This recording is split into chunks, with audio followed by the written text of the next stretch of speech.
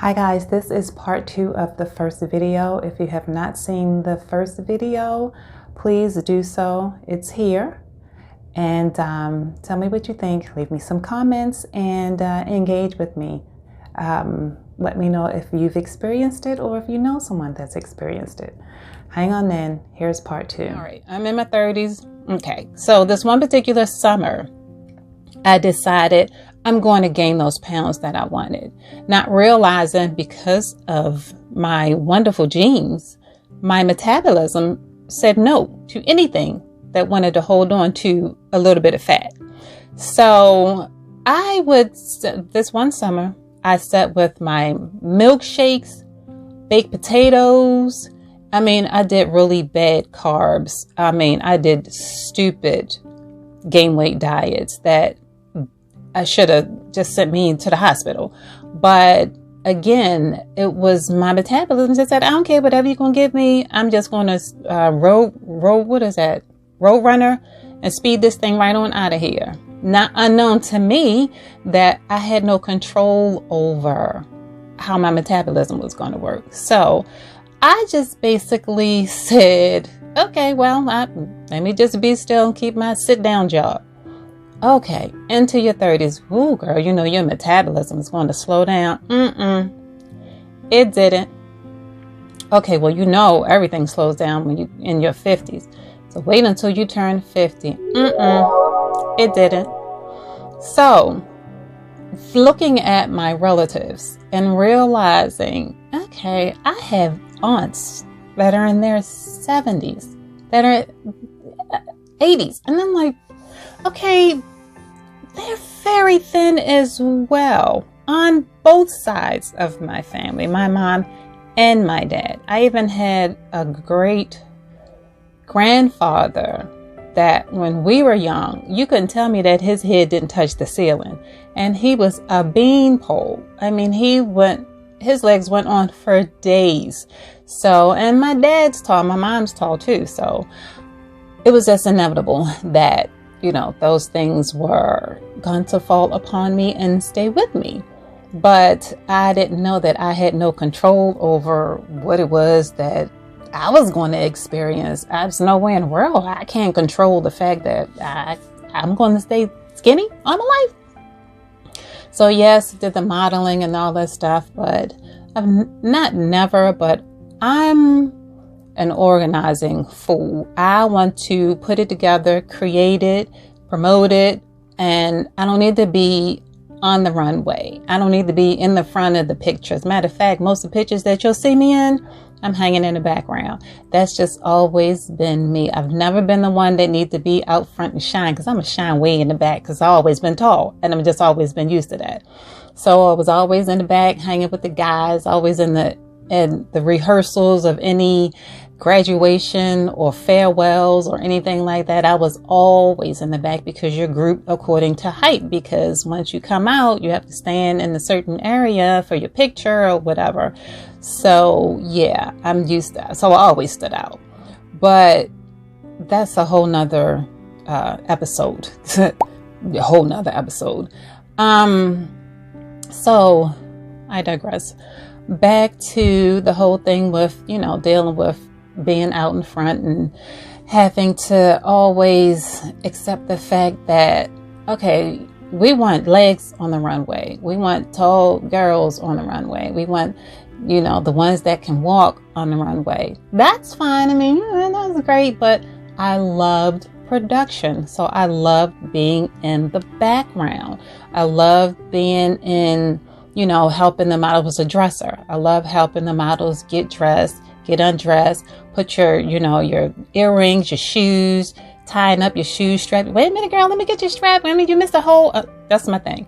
I was so used to organizing and putting it together, listening to some beats, and, we would get together and, I hear music.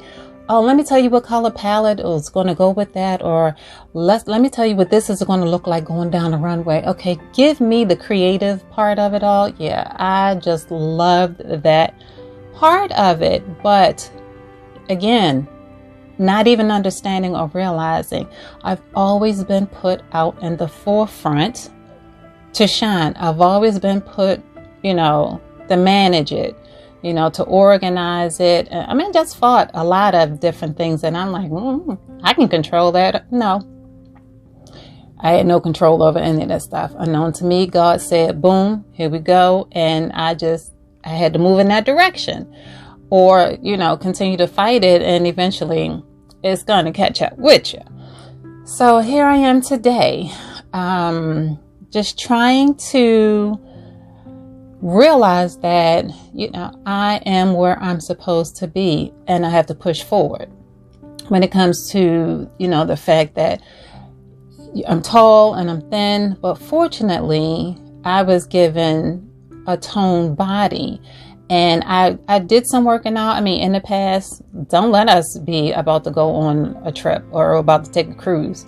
And whoever's going with me, I'm like, hey, I bet you I can tone up quicker than you can. I just needed motivation or some kind of competition to keep it going because, we're going to eat until we fall asleep. And, I don't want the faux pas. So it's basically, I'm going to work out and I'm going to get it tight before we roll out. So I never really worked out as in a regiment type of way until probably 2019.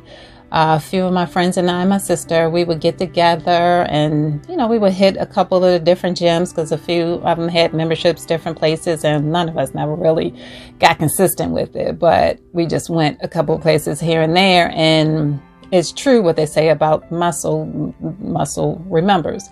And for some reason, I just stayed toned. And like I said, I don't really work out on a regular basis. I don't have regular basis. I don't have a regular regiment that I do, or, a lot of people get up and get going in the morning. That could never be me because I think I would need to take a nap if I got up and worked out in the morning because working out is one of those things where I need to do it in the evening because once I'm done, I'm in the shower, I'm going to curl up in the bed and I'm going to pass out. I'm not great at it. I know a lot of people that are like, "Ooh, I love working out." That's so not me. And it probably never will be. And it's not me telling myself that it's not. It's just I know I don't like it and I don't really have to. So I don't really feel interested in it, and I'm just not going to. But this is something that I want my tall and thin ladies to understand. It's not a major thing to have to feel that you have got to look this way or you've got to dress this certain way to camouflage the size that you are. God made you that way for a reason. He needs you to understand this is your special frame. No one is built the way that you are built. He needs you to love what it is that you see in the mirror each and every day. Though you're slim, though you may not have those curves. I don't have curves. I have the little hip dips. I come in. I don't go out. There's nothing I can do about that. They tell you these exercises and okay, well, I've tried it. It's not, I'm not built like that. So I just need you to completely understand it's okay and it's perfectly fine to be thin. Just, as long as you're not out there starving yourself to death. If you are naturally thin, it's natural. That's how you are meant to be. Embrace it. Don't be scared of black. Black is just not one of my favorite colors because I just love bright colors. I'm just not a fan of black, brown, dull colors like that. I'm just not. But don't be afraid of your black. You can wear your black all you want to because black is one of those classic colors that you just can't go wrong with. But they say black makes you look thinner than what you are. It's okay. I heard when I'm wearing black, I turn sideways, I disappear. I've heard it all. So it's okay. Like I said, all of my life, still to this day, I hear the jokes about being thin. And the saying, they say thin is in. So don't ever worry about or get hung up with the fact that no, you're not cute. And the boys telling you, gosh, you sure look funny. Guess what? Who gave them ownership over our appearance? Who gave anybody to say so over what you look like? No, I don't think so. So I just want you to be okay with how you look. Be fine. Because I'm sure you are fine. And it took me a long time to get there, and not realizing, why the haters out there hating. Not realizing it's because they're basically saying those things that I'm talking about, I wish I had. Those things that are standing out like a sore thumb, I sure wish I had those things, that people would talk about, or I wish that I had those things to catch somebody's eye. There's no way in the world that you're going to walk out the door and get 1,000 compliments because everybody's just going to love you. Guess what? Being nice, trying to be friendly, and trying to hate me? What? I'm the sweetest, nicest person that you know. Let me let you know just exactly how sweet and wonderful I am. You're going to fall in love with me. Yep, went through all of that. But guess what? What you feel about me is not my business. Again, took me forever to find that out. But you need to know that. Just because somebody feels that they have some type of insecurity and they want to pose on you does not make you the boss of their feelings. Because now you're feeling, oh gosh, wow, what did I do to make you feel like that? Oh, is something oh, well, let me make sure that, you're okay. Let me make sure that, next time that they see me, that they don't feel that I'm acting this way or I'm being this certain, because that's not me. Why do you have to prove who you are to anybody? Especially somebody that's hating on you. So just be good with whom you are. And know that you were chosen to be this way because God said so. And if you don't believe in God, that's okay too. Because the universe, the almighty high, and whoever it is that you believe in, said so. So I just want to just come on and just have a little chat with you guys about that, because it's something that is, as you see, very near and dear to me, because I've gone through it all of my life and I've built many insecurities because of it. One of them is it having to come, well, not having to, but being able to even hit record and come on to YouTube to make my videos.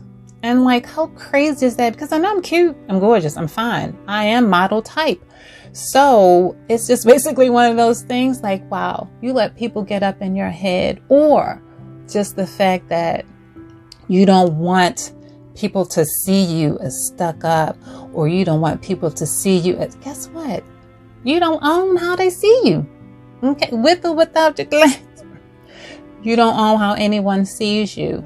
All you can own is who you are. Be true to you and know that you need to love you, because you are who matters first.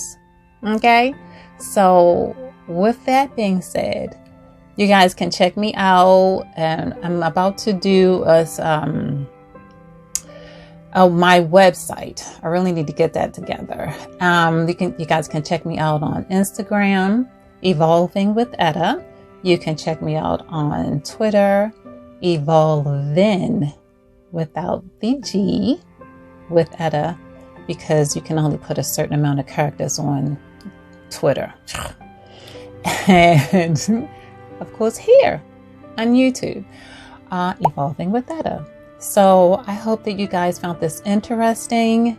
Please give me a like, because a lot of people view the videos, but they don't necessarily like. And if you didn't like it, you didn't like it. But I just thank you for hanging out. You guys have a great day.